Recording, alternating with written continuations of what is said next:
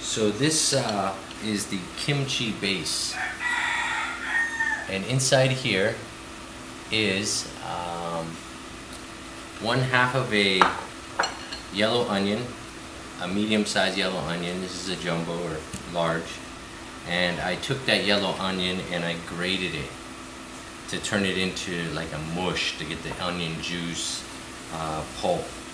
And then I took a 1-inch piece of ginger, did the same thing, grated it in here, and then I took 5 cloves.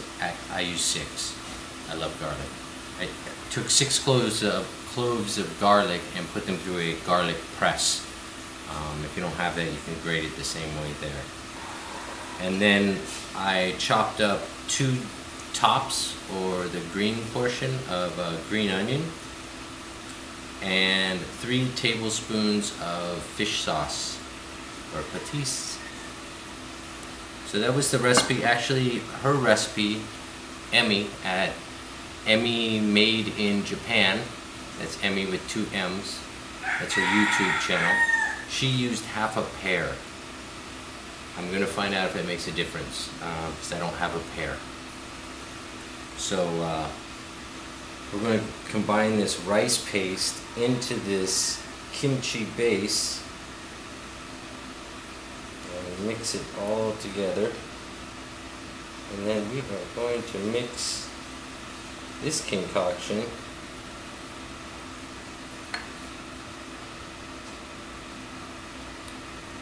with the cabbage and carrots.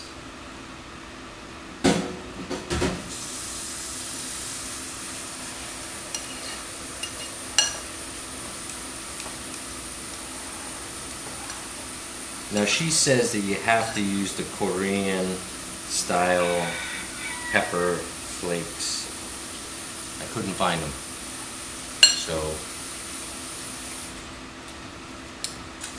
oh, it smells good. That's a good sign, I think. Okay.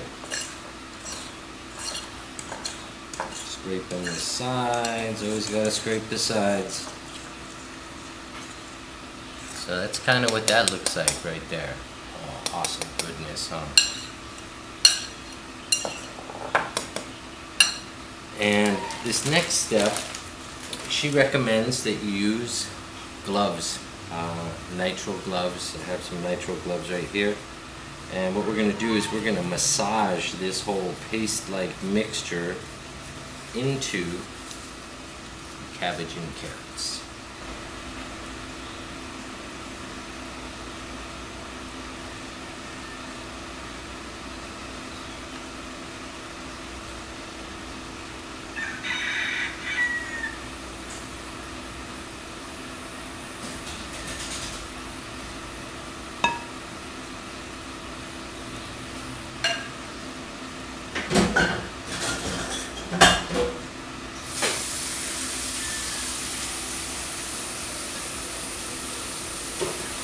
And we are going to try to coat every piece of cabbage with this sauce.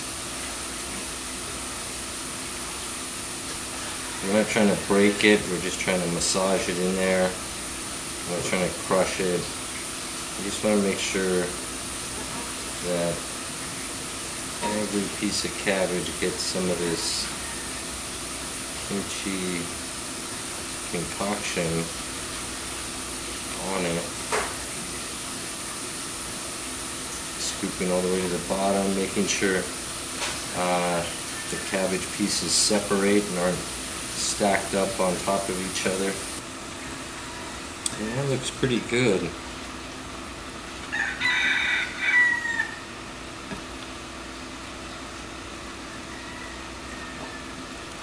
What do you guys think? Oh yeah. We are ready to start packing our kimchi mixture into these jars to begin the fermentation process. So she recommends packing this down extremely tightly to get rid of any air bubbles.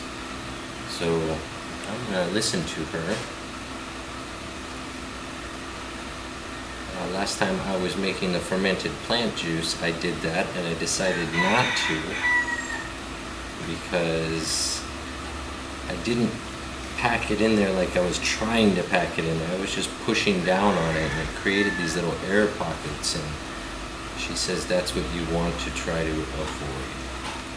So by just pushing down and packing it in there, that will help get rid of that. So this is, I believe, a pint jar. I believe it's 16 ounces. And let's see how much we can fit in there. I'm guessing that this is going to make at least 2, maybe 3 of these jars. Hopefully we'll get more. So I can see in there, and there was an air pocket at the bottom, but it's gone. And I'm just packing more in there. I'll clean up the rim before I put the lid on. We ended up with 2 2 pints. 2 full pint jars and about 2/3 of another. When you put the lid on, she recommends that you do not put it on there really tight, just to put it on so that the lid is on, because this is going to ferment. It's going to bubble, and it's going to do some crazy stuff. So if you cinch the lid on, the gases that are created and part of that process could break the jar. She also had her jars on a pot or a plate, and that might be a really good thing, because it may, if you notice how full these two were, stuff may come out of it. It may dribble down some stuff, but that's it. 24 to 48 hours, room temperature, and then in the refrigerator. Probably want to taste it before you put it in the fridge.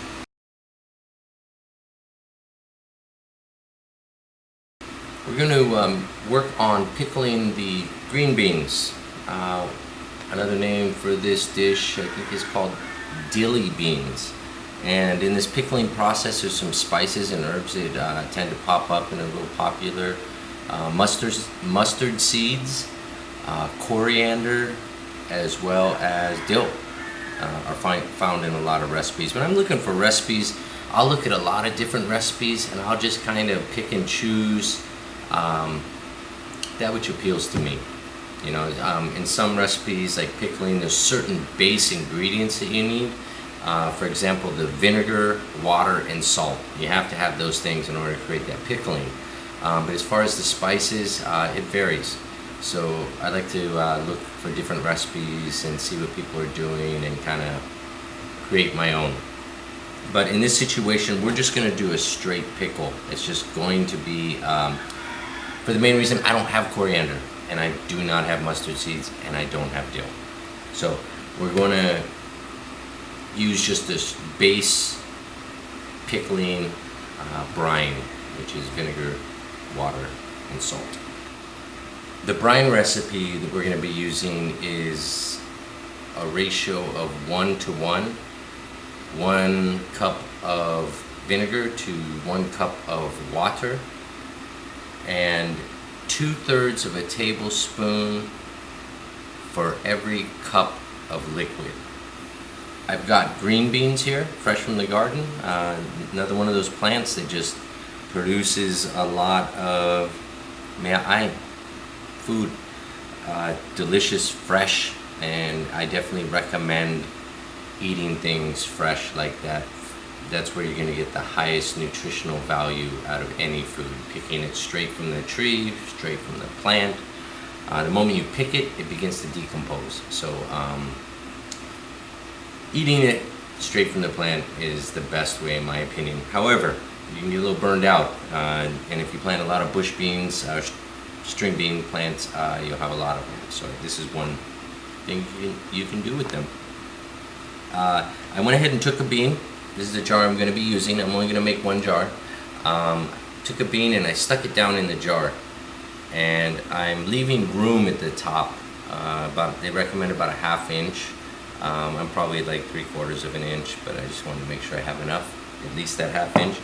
So I put a bean down in there. I measured the distance from the bottom to the top, allowing for that gap of air at the top, and I cut it off, and I'm using that as my template. So I'm just going to go through here and cut all these beans off. You want to cut the end off that was connected to the plant. Yeah, it's okay, it has this little tapered hanging thing at the end, but I'm just going to go ahead and process those and get them in the jar, and it'll probably be easiest to place them in kind of sideways like that.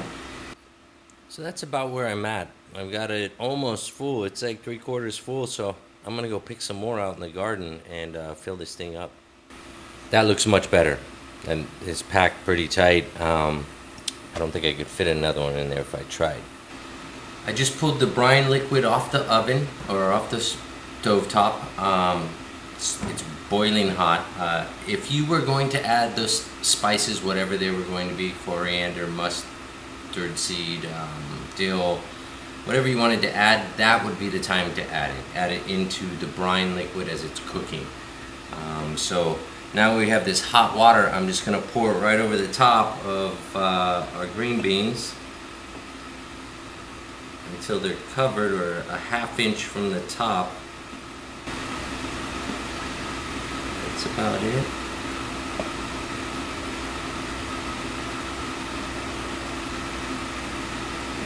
So as you notice, these pie pieces are rising.